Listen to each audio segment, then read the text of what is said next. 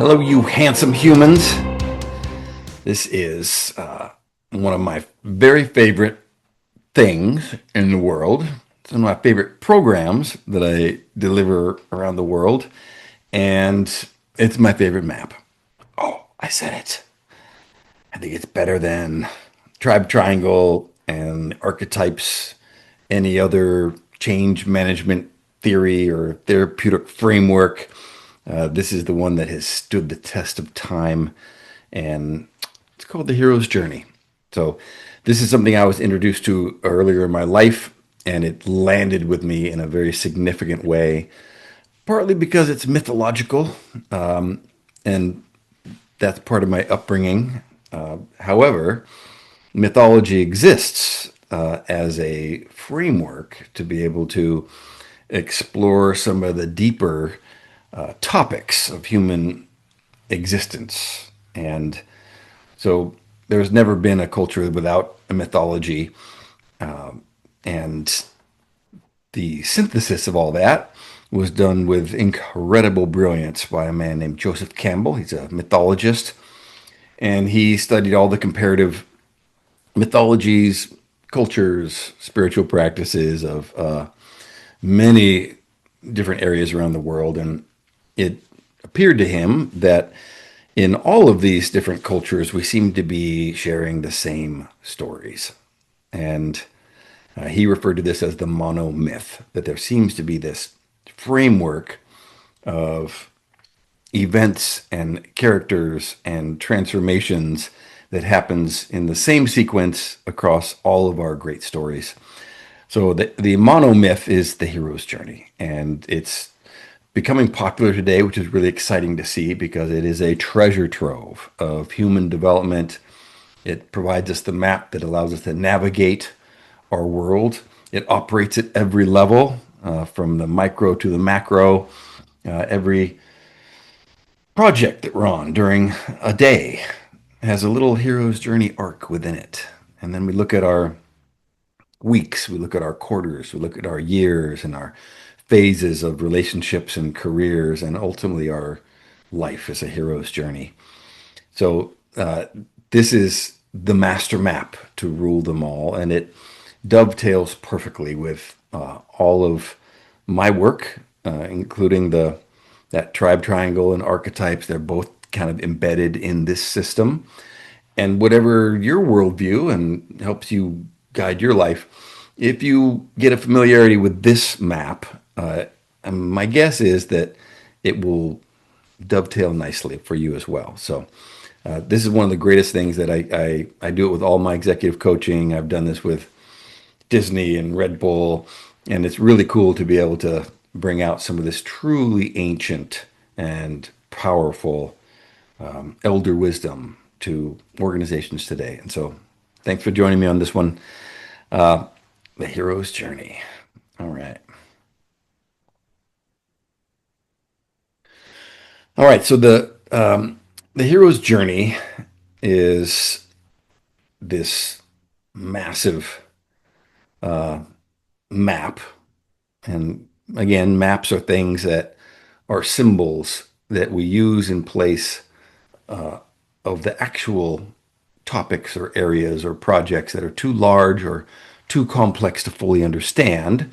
So we use symbols as placeholders so that we can share those concepts and projects and places with other people, and therefore collaborate with them and then navigate them. So leaders use maps. It is the stock and trade of leadership, whether it's your calendars or your planners or your strategic plans or your goal setting. Those are all maps, and they plug in perfectly to this big map. So this allows us to, number one, find our quest. And that's a mythological term, which means it's our motivation, our inspiration, our purpose, our meaning. It's the thing that drives us forward. And it also teaches us the unavoidable stages of that quest. That's a sacred thing.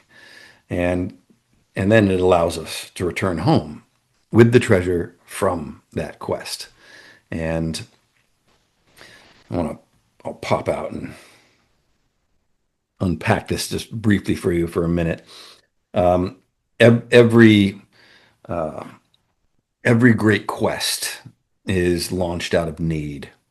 It is kind of the archetypal example of this would be the quest for the Holy Grail, and that Holy Grail is the chalice or the cup of Christ that whoever drinks from is healed. And so the drive of the quest for the Holy Grail is the fact that the king is sick. And in most of our stories, there is some lack of vitality in our personal story, our sovereign being. It's something that needs to be reclaimed and revitalized or discovered that's new and again revitalizing. So in the quest for the Holy Grail, the king is sick and he sends his knights out to go find that Holy Grail. And if they're capable of returning with that, then the king is revitalized. And if the king is revitalized, then the land, which is connected to the king, is also revitalized.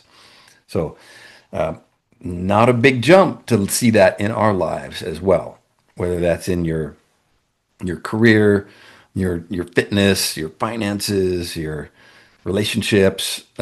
They all need revitalization. And if we don't go on those quests, then they wither and die and become resentful and they get dark. So we constantly are going on quests, and many people don't go on the quest because they don't have permission and they're too busy and they have all the excuses why they're not vetted or worthy enough to go on a quest. And from the hero's journey, if you have received the call to adventure, then that verifies you. It means that you are capable. In fact, you are required to go on it. So if you're taking this seriously, you have a quest to go on right now. Okay. And we're going to cover that. All right. We will continue. So it is really the roadmap from a state of languishing, a lack of vitality, to that of flourishing, which is more full vitality.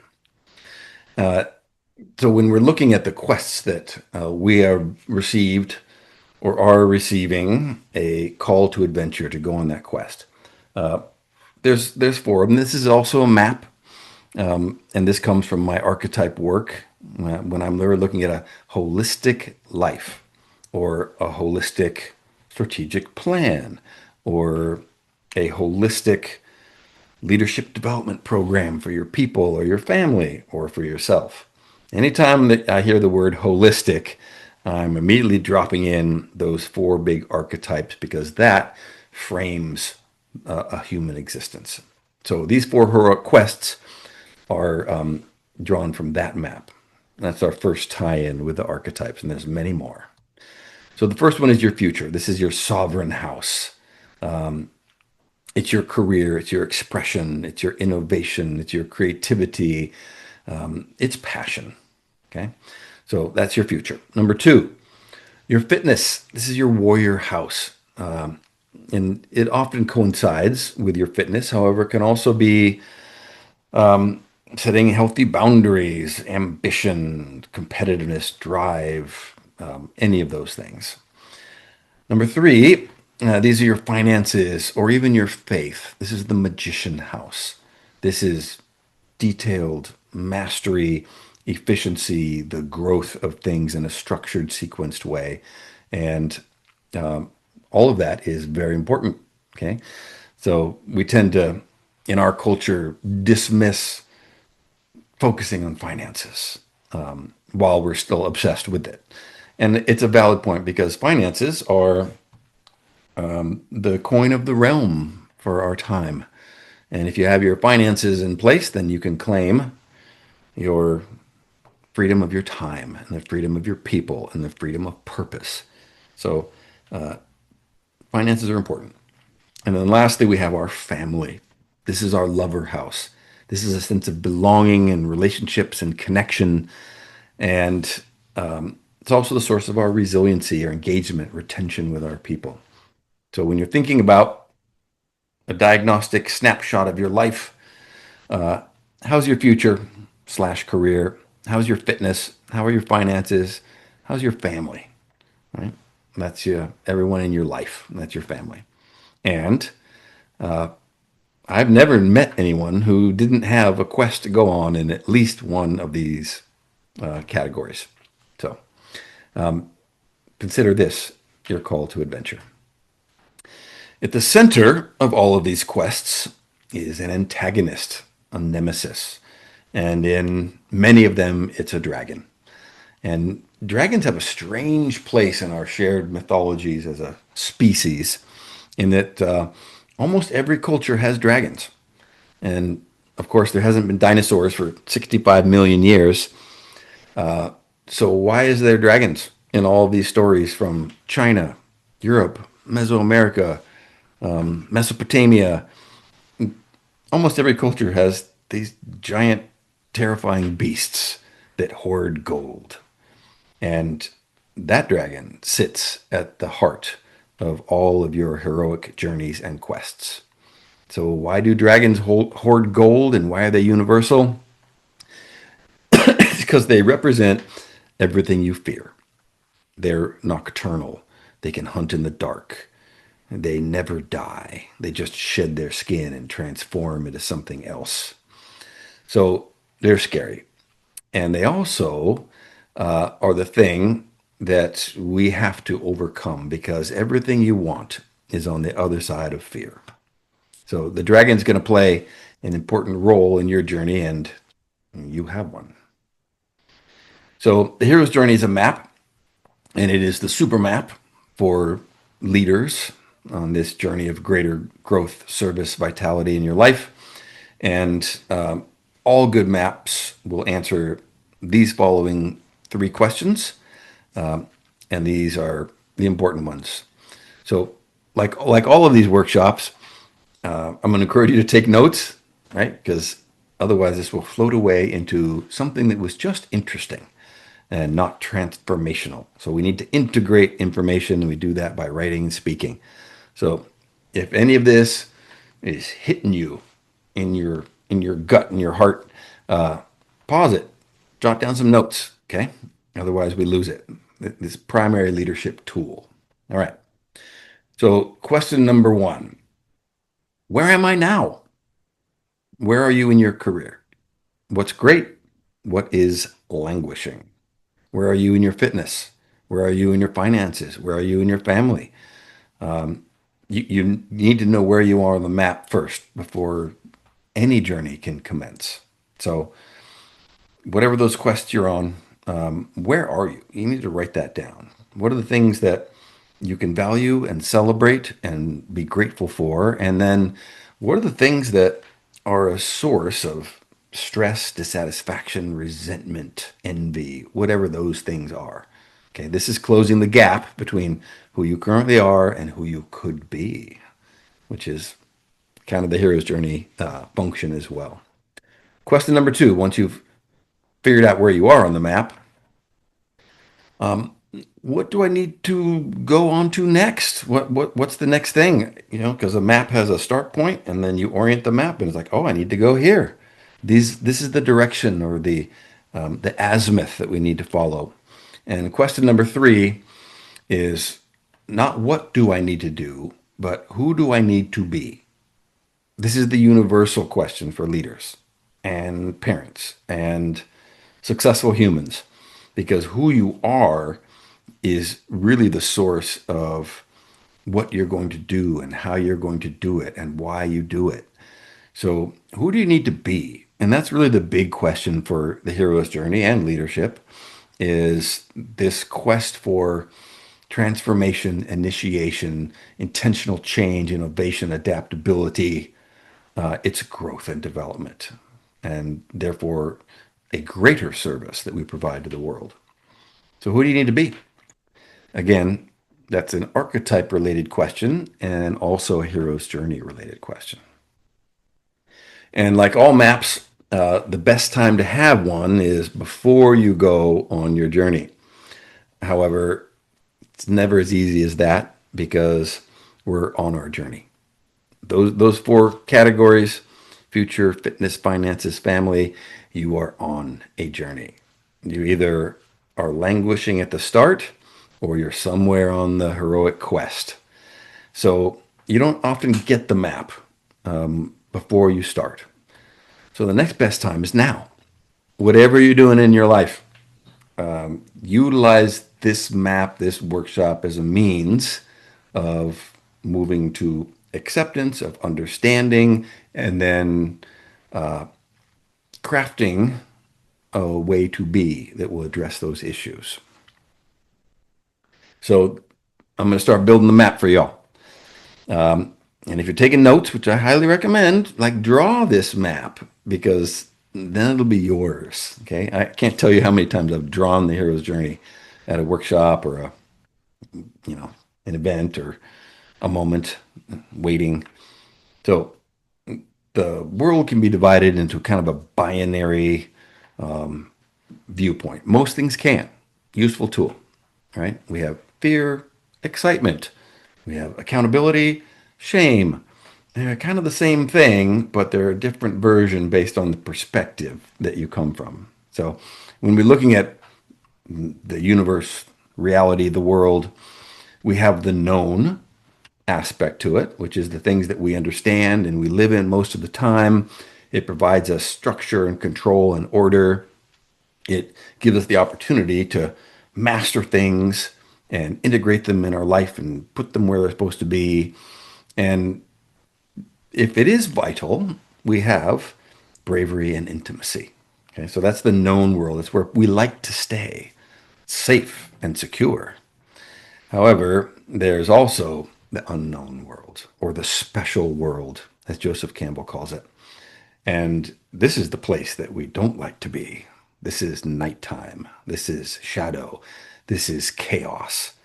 And it's scary and it's unsettling. And people oftentimes aren't willing to go there.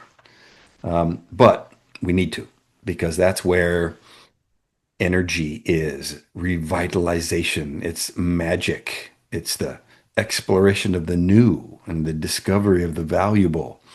And there's fear and vulnerability. So we avoid this part of the quest, which is where all the transformation and all the treasure is. It's also where your dragon lives, which is the reason why we don't go there. There's an old version of this. Looks a lot like the yin yang model, right? We've got those two koi fish swimming around. That's the known world, which is order, and the unknown world, which is chaos. And they're constantly swimming in circles. And this is my version because it's on brand. So I have two wolves circling around each other as my yin yang model. And it's important to notice that there are two eyes in the koi fish, and they are the corresponding color. And that's a profound piece of wisdom encoded in a very simple symbol.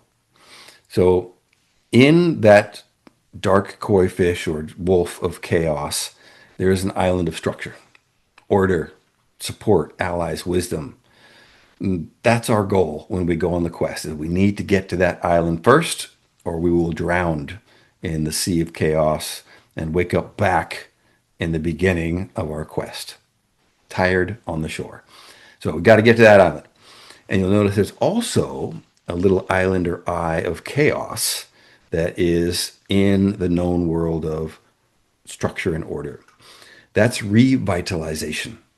And so part of our journey as we go on our quest into the special world, we transform, become more vital, powerful, successful, skillful, and we bring that treasure back home and we revitalize the known world. So that yin yang is the most succinct way of expressing the hero's journey. Profound little symbol from at least 5,000 years old from China. So building out the map more, I'm going to give you what's called the group development wheel. And this is a leadership model, a relationship development model. It's taught in MBA courses and It's a really good framework of four stages that all relationships go through and organizations. It's also the hero's journey. Okay, so phase one, forming. This is where people are uncomfortable because they don't have intimacy or norms or alignment. And so their behavior is very safe and guarded and shallow and superficial. It's, when people are first meeting, it's behavior that we utilize in impersonal public spaces like elevators and bank lines, and we don't talk about real things. We don't express ourselves in any way to the fullest of our potential. And we spend a lot of time here because we're around strangers in our culture constantly. So we are in a shallow, superficial, guarded behavior set far too often than we are designed to be. But we are dragged from this safe place into storming because conflict is inevitable. At some point, you have to have a real conversation or a real interaction, even in public places, but particularly with our families and our work teams. And storming is uncomfortable for people, so they don't like it. And we also see our morale plummet and our engagement and all these success drivers degrade during this phase. Further evidence of why we shouldn't be here and it's wrong. So we go back to forming. And that little death loop of shallow and superficial and guarded, punctuated by conflict and trauma and dysfunction, and then a return to shallow and guarded. That's the death spiral that I see far too often in our lone wolf world. And Krishnamurti said, it is no measure of health to be well adapted to a profoundly sick society. Oof. That's the best definition. Forming, storming, forming, storming, forming, storming. That is a very sick society because the good stuff is starting on the next round.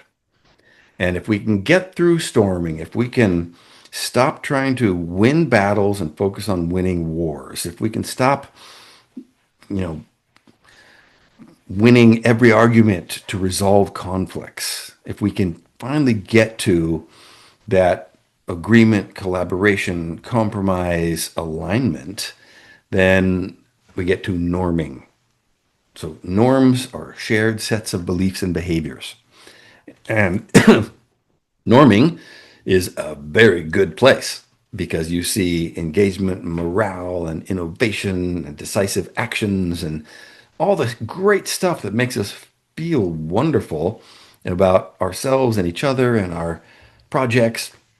So, norming is a way better version of life and work when we get to there.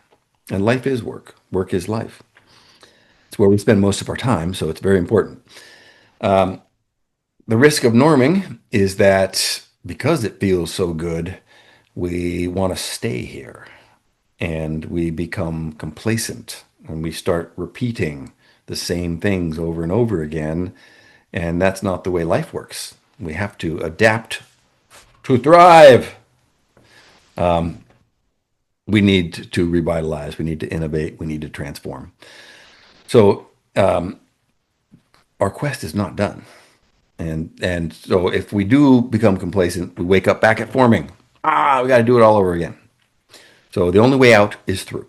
And that means we get to performing, which is we're actually taking a shot at doing the things that we always wanted to be doing in the way we wanted to do them for the people that we want to do it for.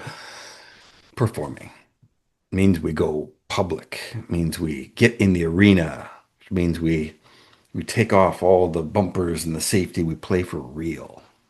Ooh. And we don't always win. We don't always transform an industry and make a dent in the universe, but it means that we took a shot. And that in itself is transformational. And it is vastly a more noble, authentic, committed way of being. And then we start over again. We receive new people on our teams. We have a new economy. We have a new project we're launching. A big life event happens, and we're back at forming. And things don't feel great, but it's not bad. So why do I want to go into that storming phase and suffer? Well, because that's our destiny, and that's where all the good stuff is. And this is not a one-way trip. It's not a straight line. It's not a circle. This is a spiral going endlessly upwards. And as leaders, the more intentional you can be about transitioning through these phases, crossing the thresholds between the two phases, being able to see the threshold and get your people across them. That's the mark of a good leader. It's the stock and trade of leadership.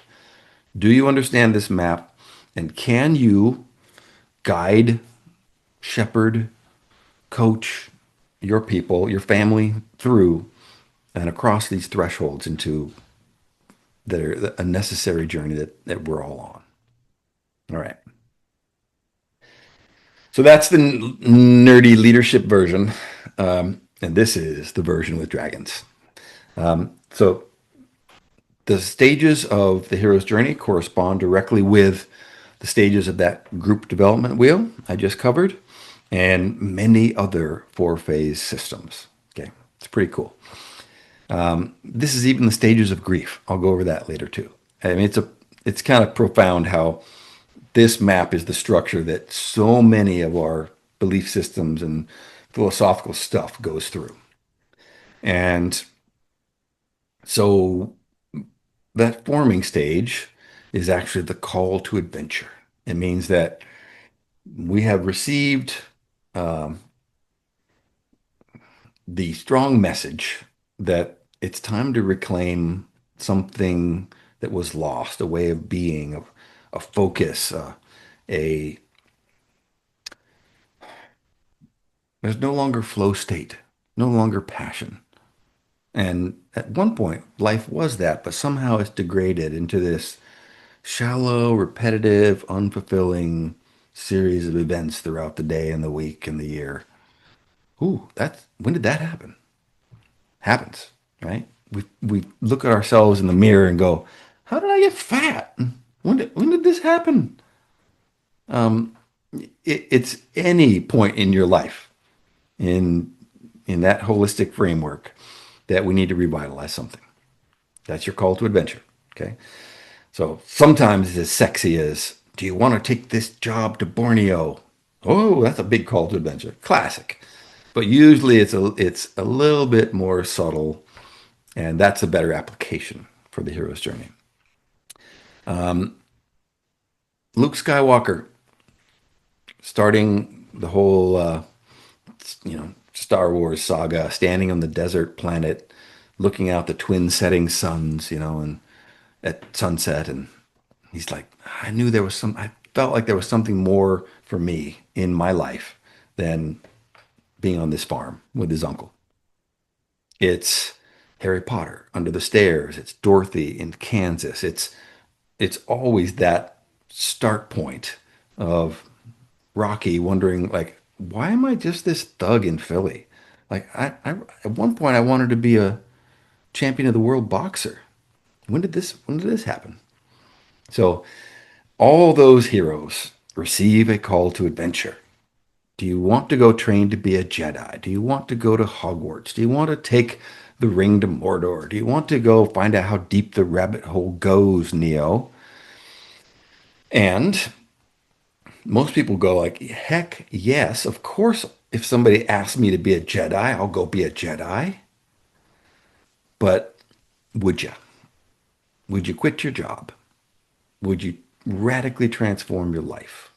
Would you do all the things that you know you should be doing and none of the things that you know you should not be doing? I just gave you the call to adventure. You want to be a Jedi, you want to achieve samurai flawless status holistically in your life. You know exactly what you should be doing and what you shouldn't be doing, and you're not doing it. Oh, I'm too busy. I don't know exactly the plan.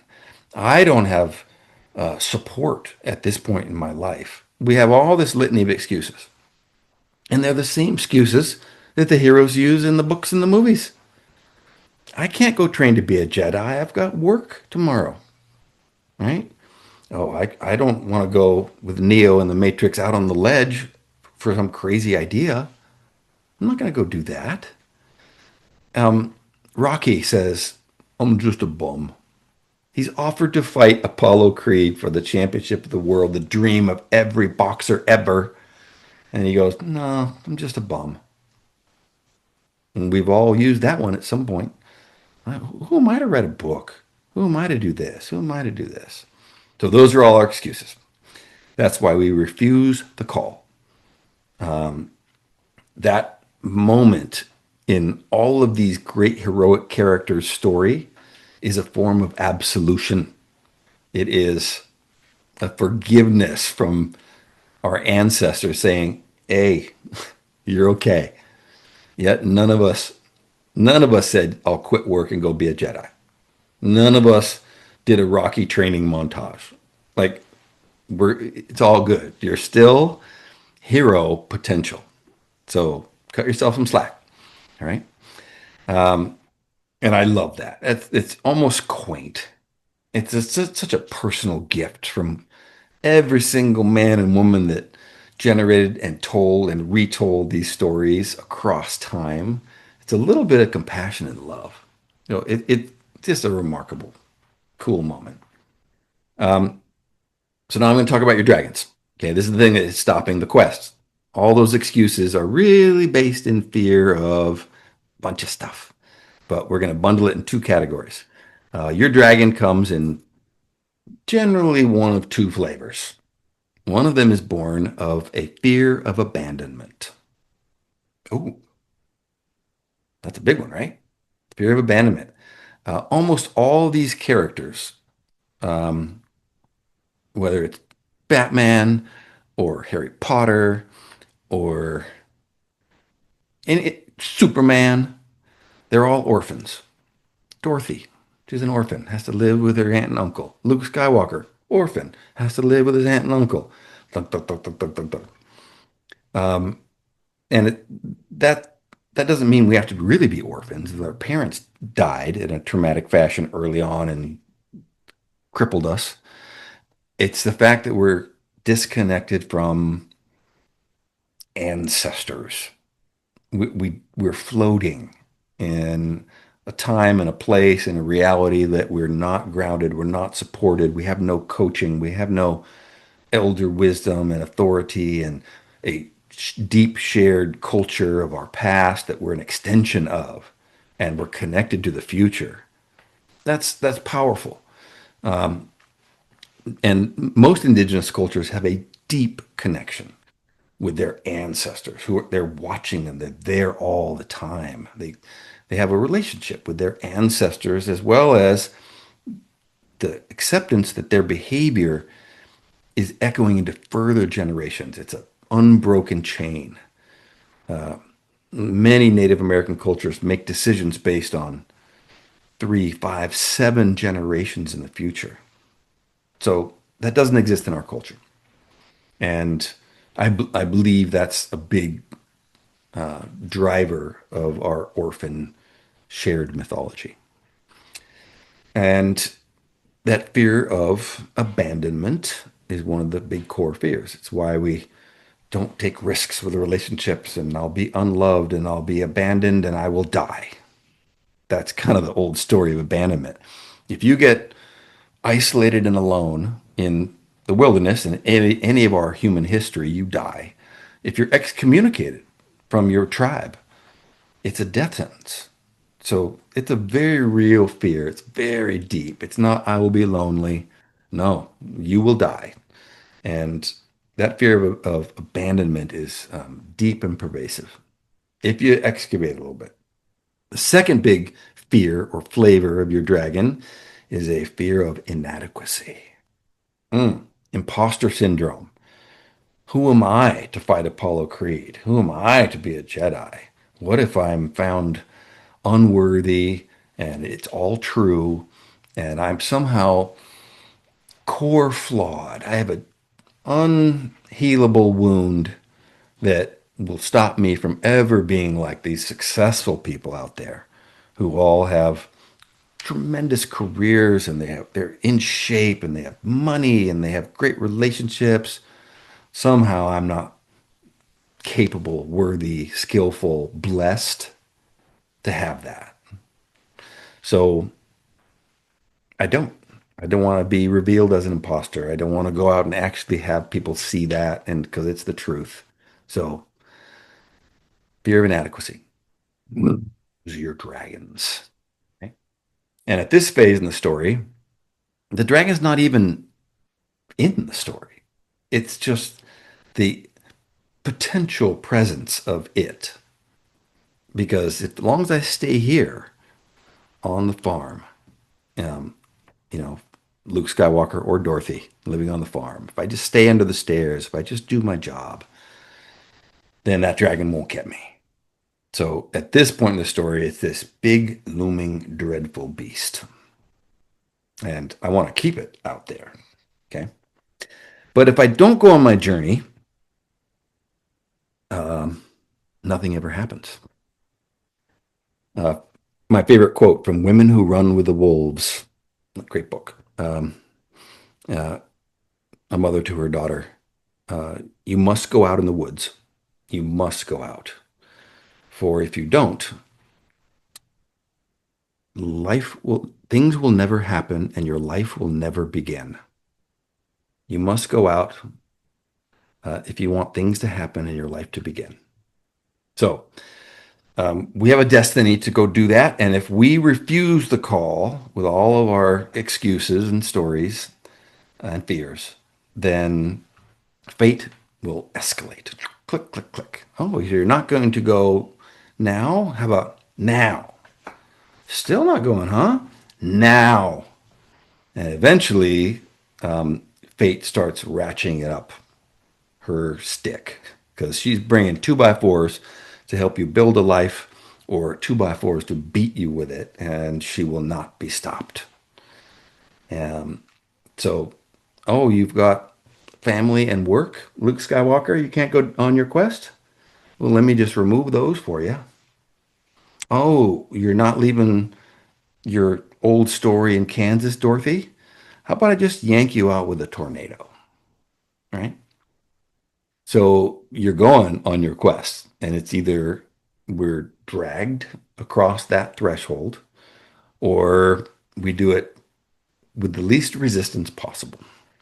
All right. Fate guides those who will, and those who won't, she drags.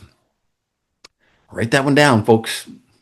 That's the natural law truth of our lives. And if you do have to fight a dragon, you should go to its lair. Otherwise, it comes to your village. So you're going to deal with the dragon one way or another.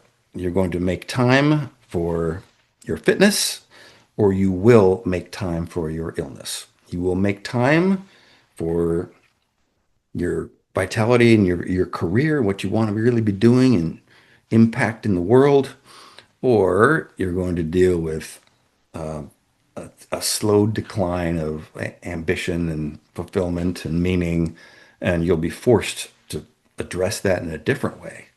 Same thing with your money and your relationships. So the dragon's there, and might as well go see where it lives and deal with it outside of my village. And this means we've transitioned to the phase two. This is the storming phase in the group development wheel. It's called the road of trials, right? This is adversity. This is challenge. I'm usually drug across the threshold of getting back in shape and I have an injury and man, it's hard and I'm tired and I have to carve out time for it and I don't want to go, but I know I need to go. Oh, like we're locked up with our dragon at this point. It's in the woods around us. It's challenge, it's uncertainty. It's a very difficult phase. In fact, it's oftentimes absolutely overwhelming, so we quit. We go back home to where we started. Most New Year's resolutions, like within a week, are done. And we'll all set them this year. This year, I'm going to do this and this and this and this and my best year ever. And then a week in, and you're doing the same exact game that you always play. So that's just the dragon got too big. I'm going to be abandoned or found inadequate. So, man, I'm just going to drop back to playing shallow, safe, and guarded. Unfulfilling. So, if you remember on that yin yang wheel, there's an island in the middle of this sea of chaos. And that's where we got to go. This is your salvation. This is where we find our skills and our resources. So these are the heroic gifts. They're in every story, they're in every life, they're in every moment. They're there. But we have to train ourselves to see them and claim them. So these are important. Okay. Number one, allies. The time of the lone wolf is over.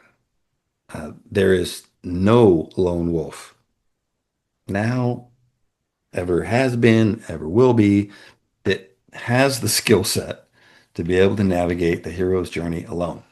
It is not what we do as human beings. We're pack animals. We're pack hunters. Every hero finds allies on the journey.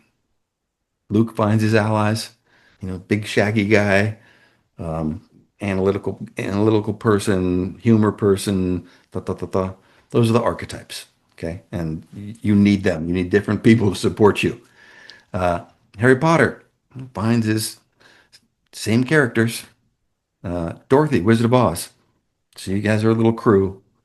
And you'll notice that they're almost all this, they even look the same, right? We have the Cowardly Lion, we have Hagrid, we have Chewbacca. They play the same character in all of these stories. So, you know, C-3PO, Tin Woodman, like they're very, very similar characters. And now you're going to be watching movies and going, oh, that's that character.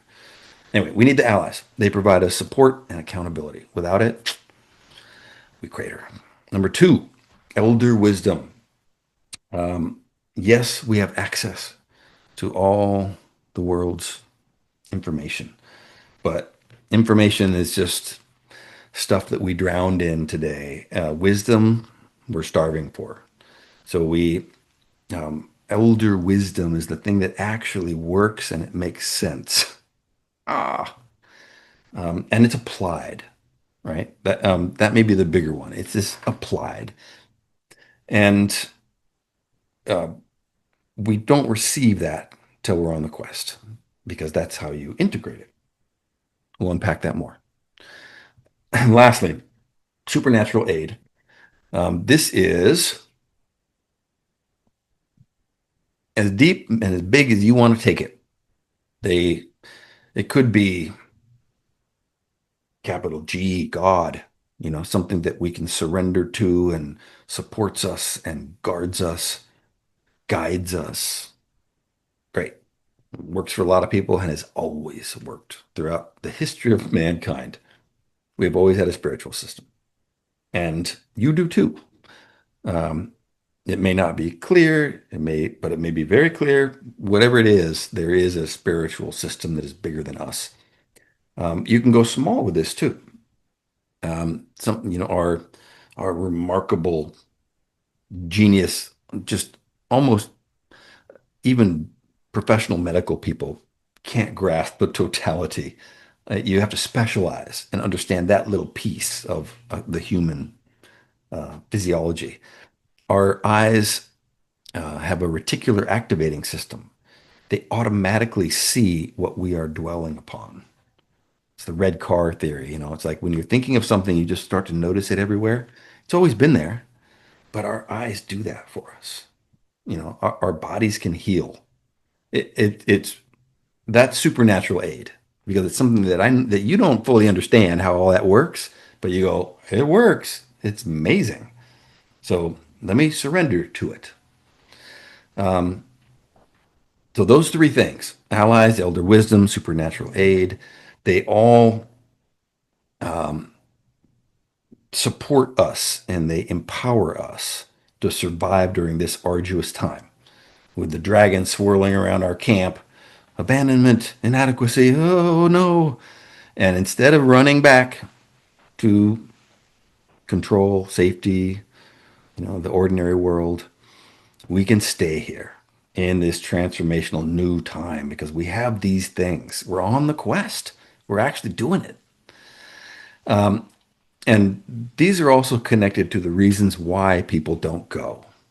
I don't have enough support. I don't know exactly the right plan.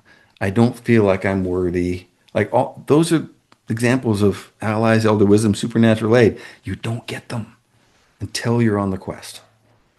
So one of the significant truths and elder wisdom components of this map is that if you're waiting to answer your call to adventure because you don't have these things, stop waiting. Go. You will find them. It's in every story. Dorothy doesn't get her crew in Kansas, right? It Luke doesn't get his crew of people, his band, his tribe until he launches out. So take a note of that. These are significant. These are all very important currently in my life. I'm applying this all the time, and it will be important for you too. So these are some nuggets of wisdom from great thinkers. This is a Nietzsche. When you fight monsters, you risk becoming a monster yourself. And um, we're here fighting monsters. It's ourselves, it's our adversaries outside of ourselves, our career, or contenders, whatever it is. And so we start to, when we gather more power and alliances and wisdom, and we risk becoming that thing. So that's one to be vigilant about, especially for you warrior archetypes who succeed in this phase. And then Nietzsche continues, when you stare into the abyss stares back into you.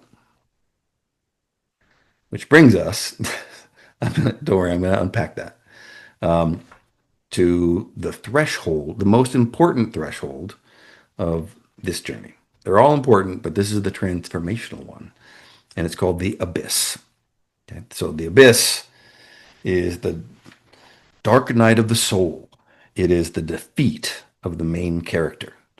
It is the big setback because we're on this journey in the road of trials. We've got our intentions and wisdoms and plans and support, and we're throwing ourselves at the challenge.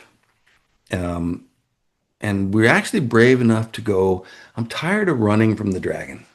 My abandonment and inadequacy, old stories. No. So we go dragon hunting. I want to go, I want to see what's in there because we know it's connected to our journey. And so that's the cave we fear to enter that contains the treasure we seek. Joseph Campbell. That's where the dragon lives. And uh, sometimes we intentionally go in there, like Luke does when he's training with Yoda on the jungle planet. And he says, passing a scary dark cave, what's in there? Yoda says, you're not ready to go in there. Luke says, I'm not afraid. And Yoda says, you will be. So Luke goes into the cave, and there's Darth Vader. Ah! And Luke cuts his head off. So when fighting monsters, we have to be very careful not to become that monster. And underneath Darth Vader's severed head is Luke's face. So uh, that dragon is us in the cave. That's the realization. It's like, oh, all these challenges I've had in my entire adult life, I am responsible, have a big part in how much of that can you own? Um, heavy, heavy burden if you start getting specific about the amends that need to be made and the mistakes that were made. Don't want to really open that box of old trauma too much. But without that realization, we can't take ownership of changing the rest of it. So we have to own all the old stories and all the old beliefs and character defects and bad phases, because that gives us ownership of if I can make it bad, I can make it good. But oftentimes this is rock bottom. It's a big setback. Um, it's a defeat, you know, that oftentimes at this phase makes us look at it. This is the initiation phase. Um, when we talk about initiation, it is the rituals of transformation from one identity, role, way of being into a completely different thing. And we like to think we have this fixed identity of, well, this is who I am in what capacity, because our experiences are changing, we're understanding things differently, we're changing, pivoting opinions. But to go from a fixed state and radically transform into like, okay, I'm now a person who doesn't drink. Whoa, transformational. And initiation consists of a couple things. This is how all happens in this dragon's cave. Okay, it's which is the dragon is you. So it's the death of your adolescent psychology and the death of your old self-limiting beliefs. We have a lot of beliefs about things that we think are true in the world, and a bunch of them aren't. They're based in old trauma, right? Old childhood beliefs that rich people are bad, so I can't make money. Oh, that's my limiting belief. That's why I'm struggling with money. I have these thoughts about money that don't serve me anymore. That was mine, not yours. We all have our own. And then the death of childhood or adolescent psychology. Okay. And that consists of the ability to defer gratification as opposed to immediate gratification. Um, Adolescents need immediate gratification. Very little ability to see the future, self-ownership, prefrontal cortex, deferred gratification. The ability to do something hard, go to the gym, eat right every day, same thing. Ooh, but I get something even better. That's a mature person who can be disciplined. Um, so that's a big application for all of you leaders about, oh, okay, how do I become a more disciplined, skillful, powerful person? I need to be able to defer gratification, initiation. Okay. It's also the death of the adolescent psychology of seeing the world through the trauma triangle lens. And what that means is adolescents view the world as there are people, or I am a victim in a story. Therefore, there must be somebody perpetuating this upon me. It's my boss or my parents or the government. Or, if those people weren't doing that, then I wouldn't be having this bad experience in life. And then there's the third role of somebody's going to save me. Somebody. Uh, and we pivot through these roles. I'm tired of being a villain or a victim, so I claim power and I become a villain. I perpetuate the same stories. And then I try to move in to save other people, whether they like it or not. They didn't want to be saved and they didn't support me and appreciate me, so I become a victim again. That's adolescent because the actual world is the ability to own all of that. There are no victims, there are no villains, nobody's coming to save you. And in uh, the stories, this is generally where that savior authority figure dies. You'll notice that Obi-Wan Kenobi, that's the authority figure in Star Wars. He's killed. Boom. Dumbledore, authority figure, savior, gonna be the one that fights Voldemort. Nope, dies. Gandalf dies. They, all of these characters die. Even the Wizard of Oz is not really a wizard, just a dude behind a curtain. The wizard dies. They all come back in a different form. Okay, but at this point of the story, when we're talking about our shared stories, that authority figure, that savior role dies, and that villain victim story collapses, and we get ownership. We get responsibility. Okay. All right. So deep and scary in that cave. Uh, but Carl Jung says no tree's branches can reach to heaven unless their roots reach to hell. So that's as deeply we can go into the cave we fear to enter, then the further our branches go. And Joseph Campbell, the cave we fear to enter contains the treasure we seek. That's the master ring to hang it on right there. So when we get across that threshold, things are very uncertain. It feels a lot better out here. Like it's uncomfortable and hard, but boy, things feel clean, clear. And this is the desert and the garden, kind of a little combo phase. The desert is the trackless, new, vast land with very little markers. And it's pristine and clean. I can go wherever I want, but I don't know where to go. I don't know how to exist in this completely different ecosystem. That's the desert. And the desert exists to test the faithful. Okay? This is when we integrate what Carl Jung calls our shadow. It's kind of the old, okay, oh, I got own all of my failings all the time, as well as I'm owning the ability to be the person who doesn't fail. I have to own that. Integration of the shadow relates to old stories of trauma and old stuff. It's like with us. Our dragon continues on this quest with us. It's undying. So we didn't go into the cave to kill the dragon. We went in there and made peace with it, and it's now us. So it goes along with us, maybe in our backpack as we go through the desert. And it's also the integration of a new identity. So I'm a sober person. I don't drink anymore. Oh, so how am I going to deal with social functions?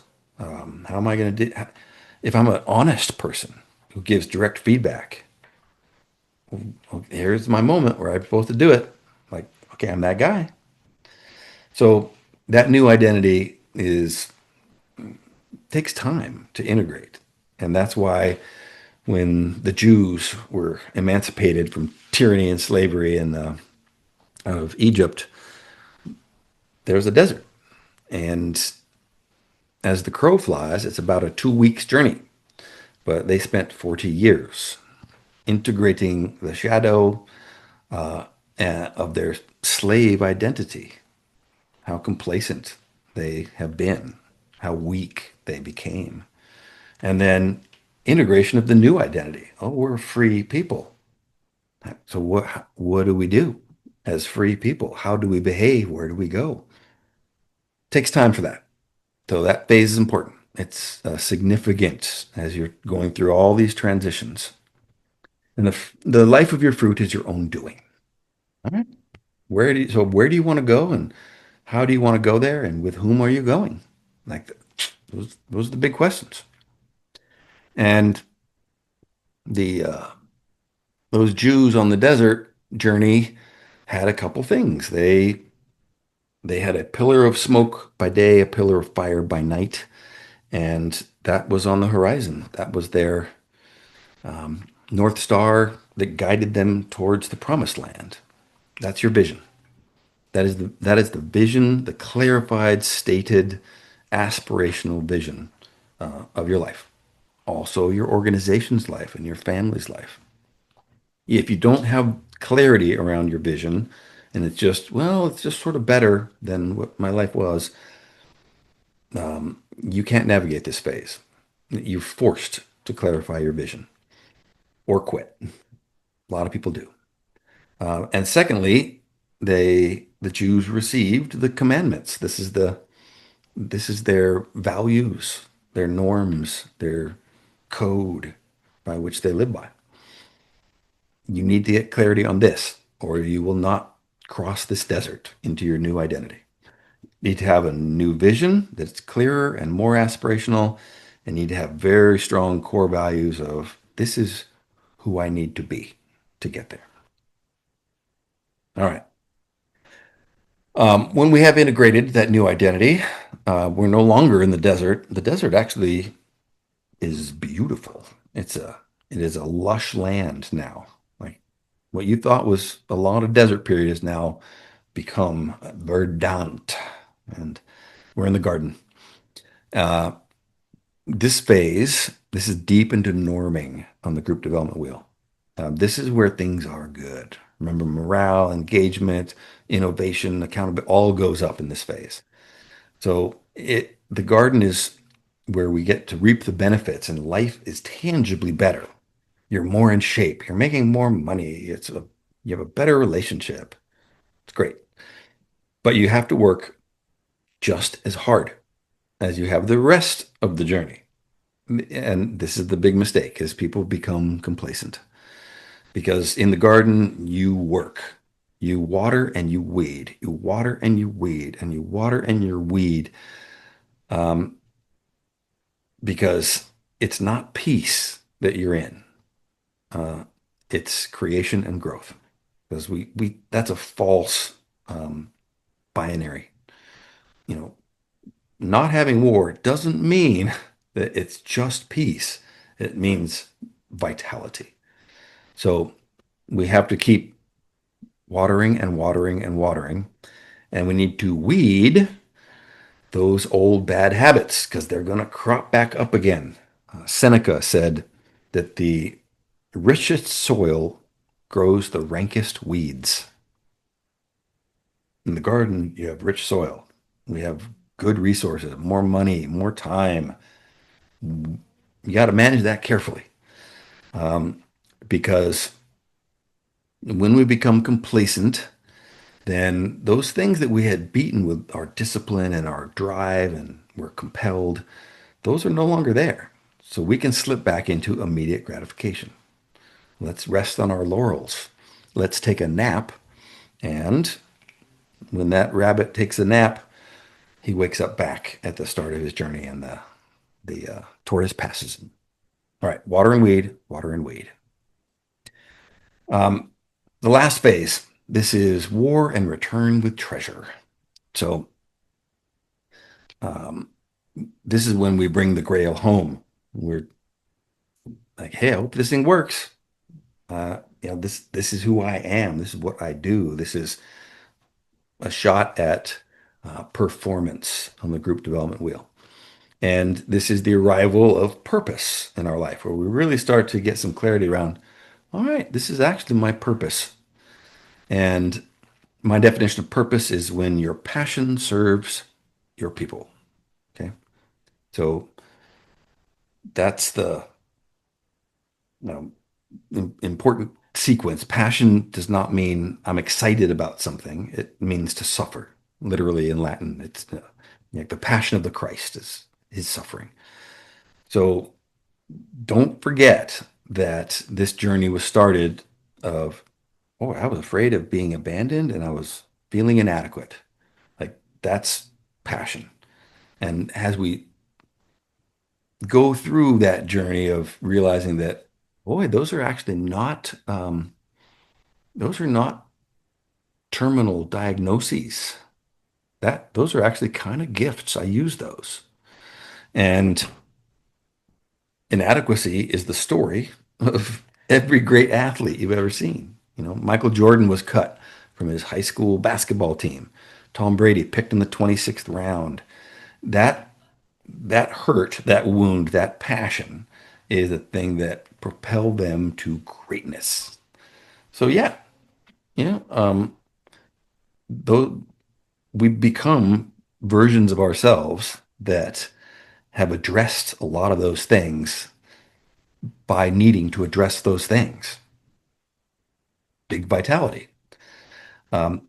So that passion that you have that drove that quest, where that uh, serves your people, that's your purpose.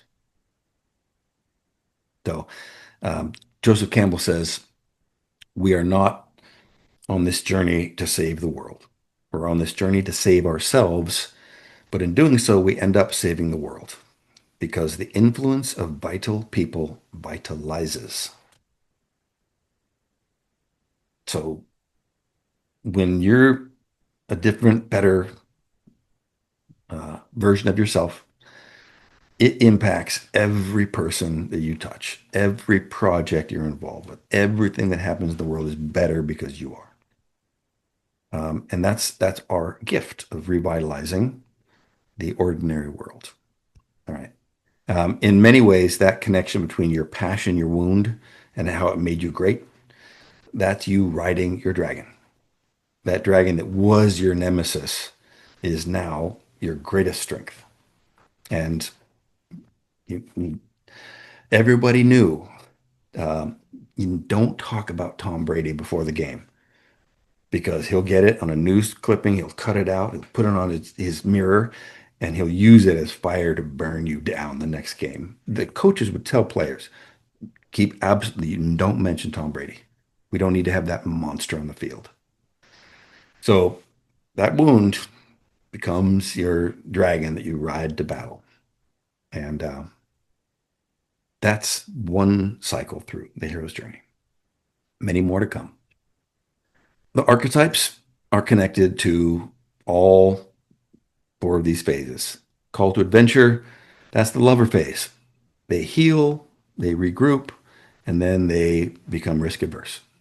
The warrior is connected to the road of trials. Warriors actually revel in a fight. They easily pick up the weapons of their enemies.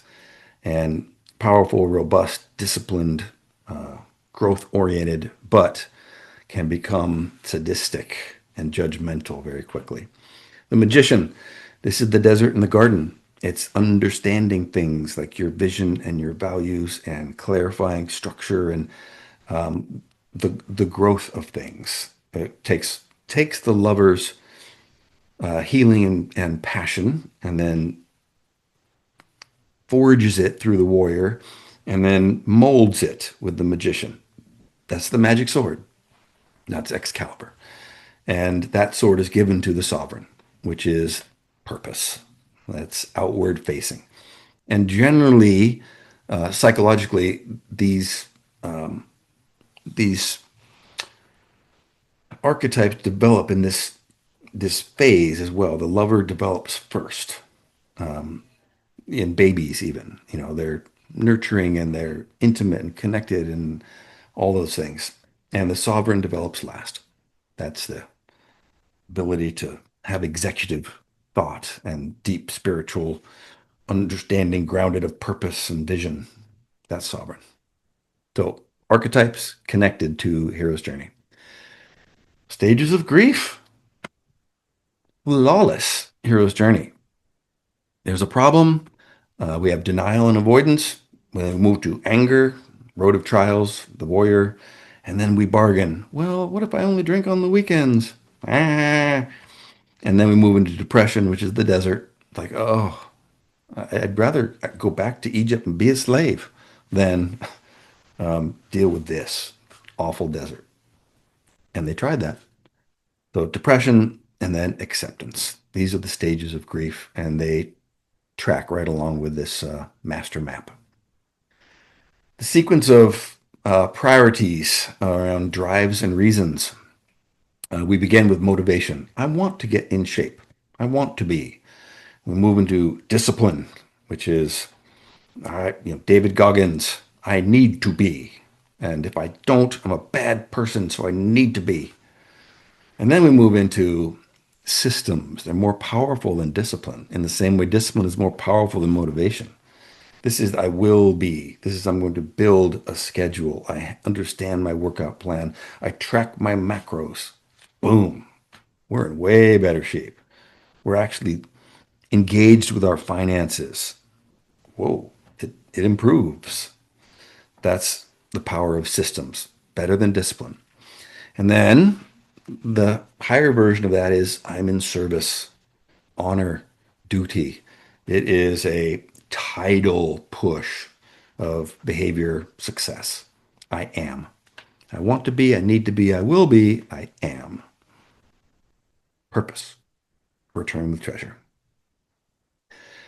Um, this tagline, the time of the lone wolf is over, is um, relevant to all of this. Um, no lone wolf can make it through the hero's journey. So whether these be your allies or they're your mentor or they're whoever is on this journey with you, you need them and they need you. So the time of the lone wolf is over. And happy hunting, folks. It was a pleasure sharing this one with you. I know it was a little long, but this is my favorite thing.